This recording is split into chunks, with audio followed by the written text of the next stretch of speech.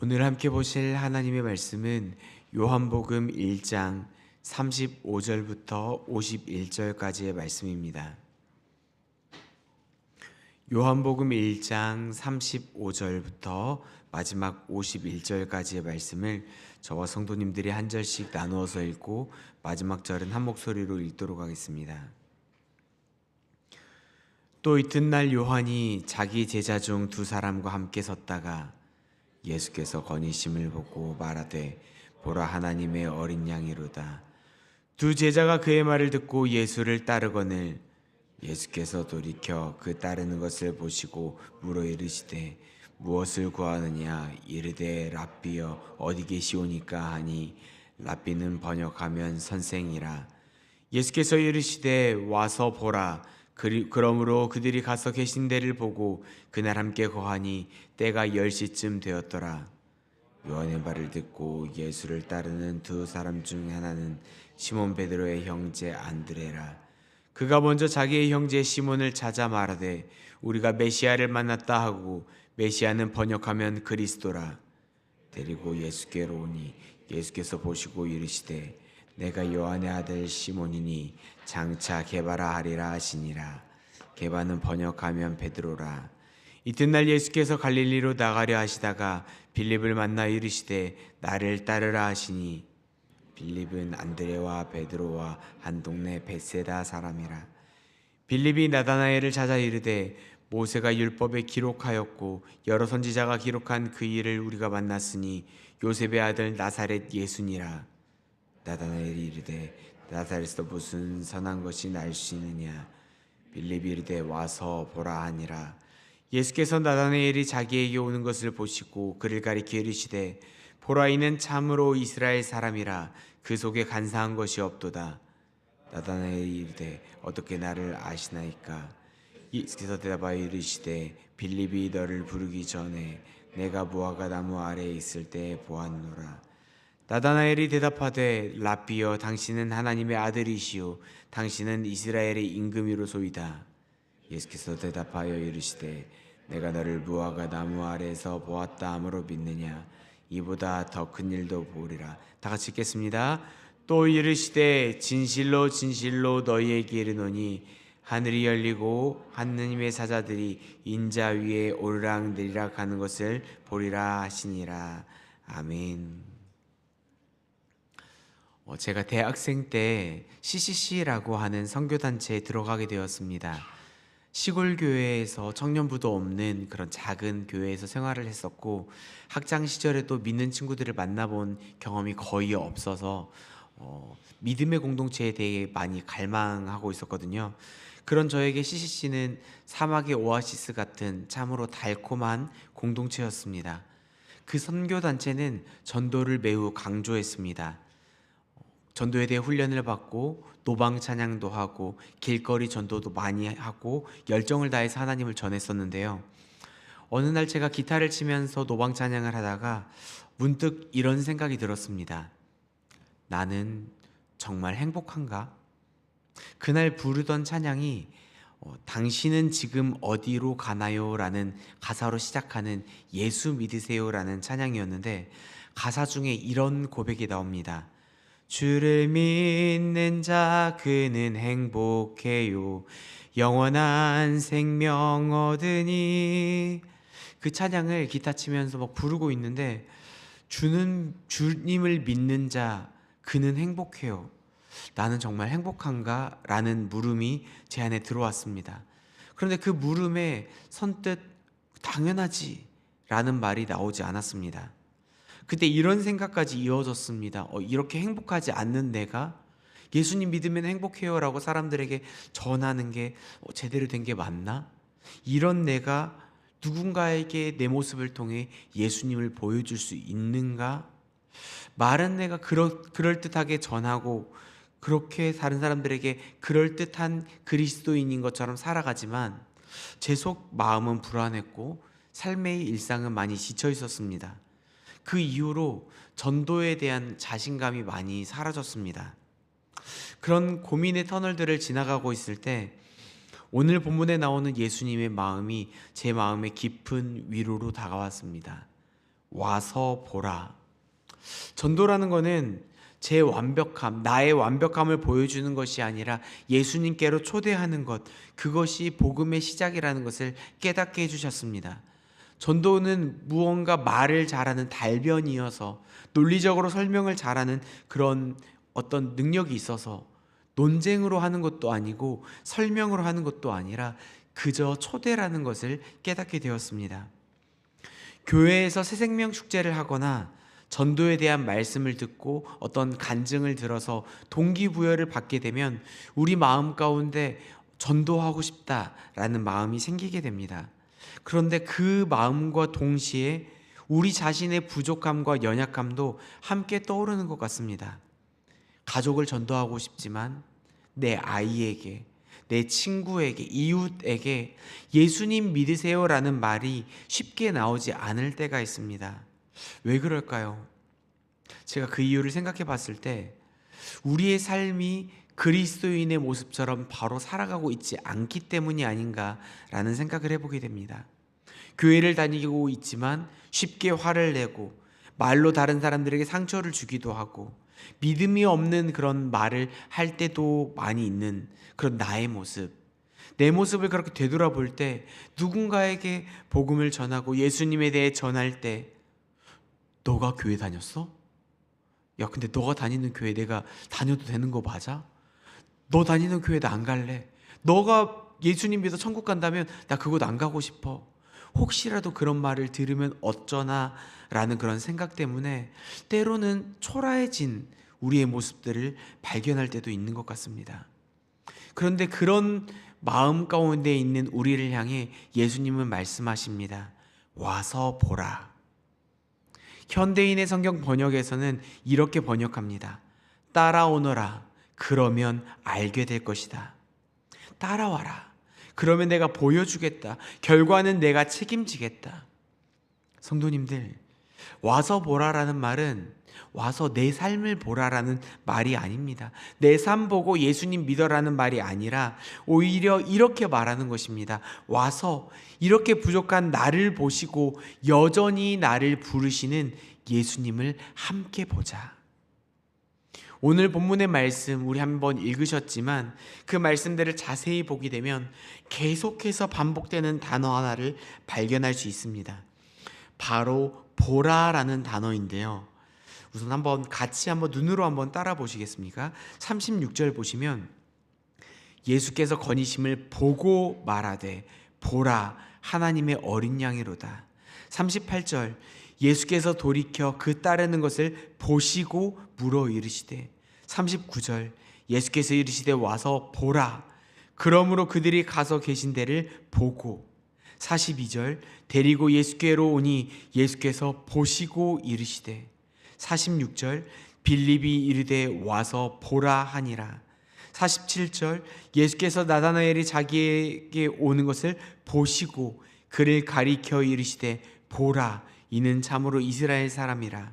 48절 내가 무화과 나무 아래에 있을 때 보았노라.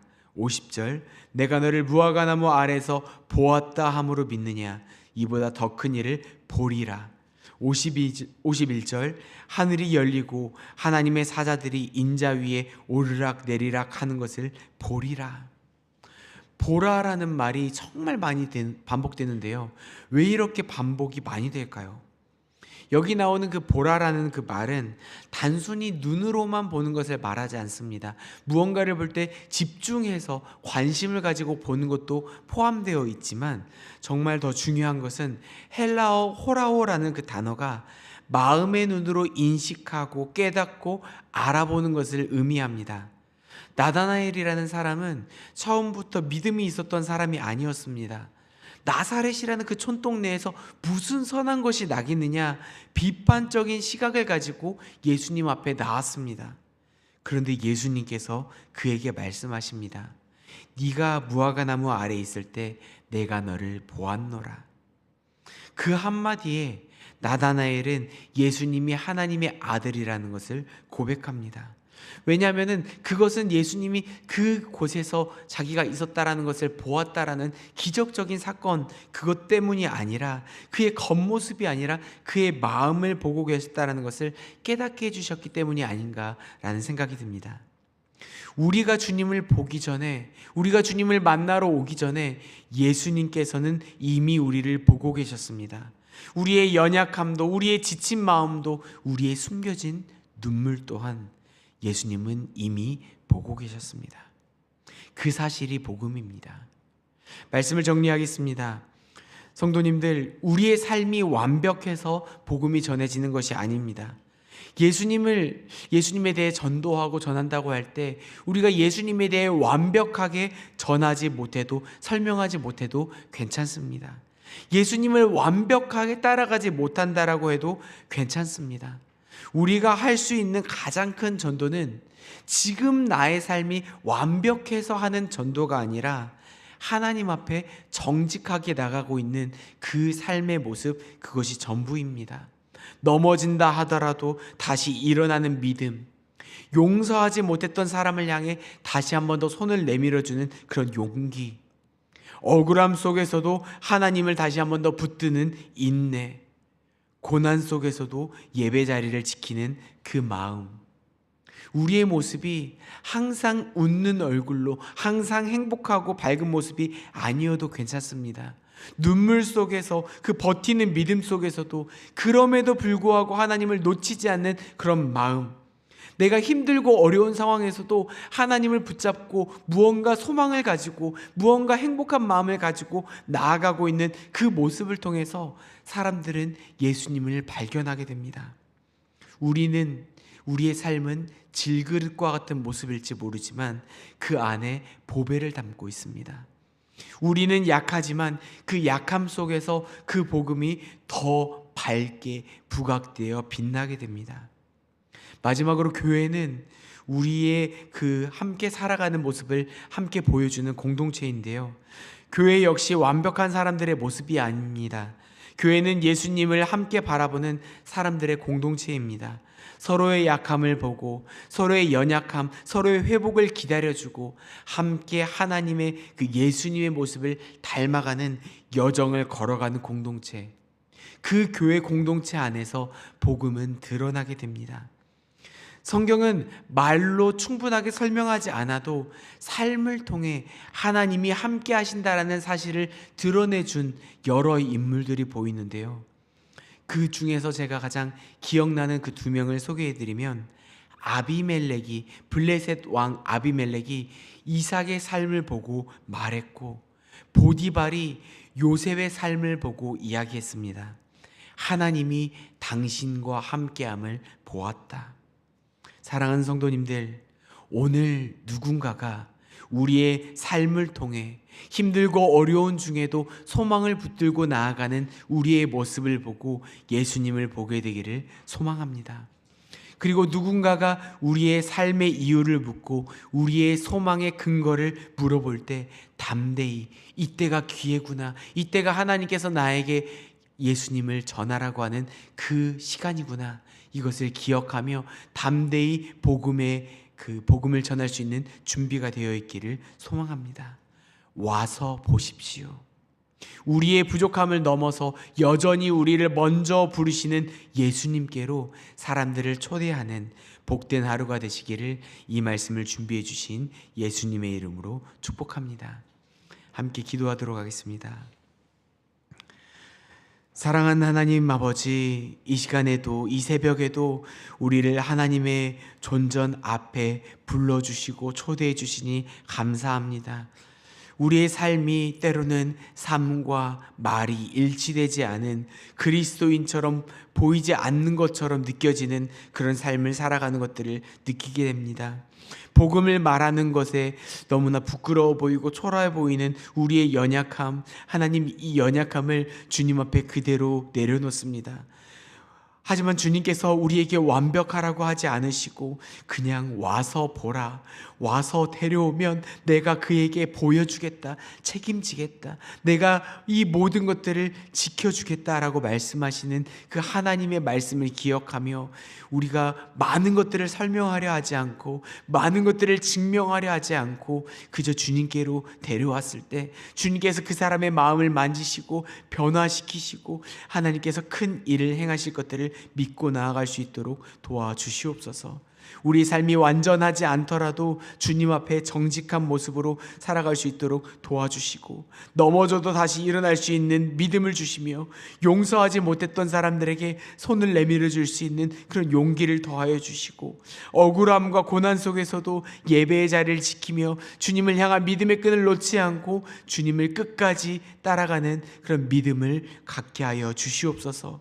그러한 우리의 모습을 통하여 우리의 삶을 바라보며 하나님의 살아계심을, 하나님의 신실하심을, 하나님께서 여전히 이 약한 자를 통하여 일하시는 것들을 사람들이 알게 하시고 그 모습을 통해 주님께로 나아올 수 있는 귀한 복음의 전달자의 역할을 잘 감당할 수 있도록 오늘도 우리를 사용하여 주시옵소서. 부족한 우리를 통하여 주님을 드러내 주시고 주님의 이름을 높여 주실 오늘 하루를 주님께 온전히 올려드리며 사랑 많으신 예수님 이름으로 기도드리옵나이다. 아멘. 이 시간 함께 잠시 같이 기도했으면 좋겠는데요. 먼저 주님께 이렇게 고백했으면 좋겠습니다. 하나님, 말과 삶이 어긋난 우리의 모습을 정직하게 보게 하시고 믿는다라고 말하지만 우리의 연약하고 지쳐있고 힘들고 불안한 마음을 숨기지 않고 주님 앞에 솔직히 내어놓는 시간이 되게 하여 주시옵소서. 약함 속에서도 넘어져도 다시 드러나는 회복의 믿음을 주시고 눈물 속에서도 주님을 놓지 않는 버티는 믿음을 허락하여 주시옵소서. 또 한 번 더 기도하실 때 가정에서, 일터에서, 교회에서 우리의 삶을 통해 예수님을 다른 사람들이 보게 하여 주시고 누군가 우리에게 소망의 이유를 물어볼 때 담대하게 와서 보라 말할 수 있는 용기를 허락하여 주시옵소서. 그리고 마지막으로 한 번만 더 기도하실 때 우리 주변에 있는 환우분들 많이 있습니다. 연약한 중에서도 소망을 품고 나아가고 있는 그들의 연약함을 주님께서 불쌍히 여겨주시고 우리의 작은 자들의 기도를 통하여 하나님께서 회복을 허락하여 주시고 생명을 얻게 하시고 그들의 힘들고 어려움 가운데 주님께서 진정한 위로가 되어 주셔서 그들의 마음 가운데 참된 소망으로 찾아와 주시라고 이 세 가지 기도 제목으로 함께 기도하신 후에 개인의 기도 제목으로 계속 기도를 이어가도록 하겠습니다. 함께 기도하도록 하겠습니다.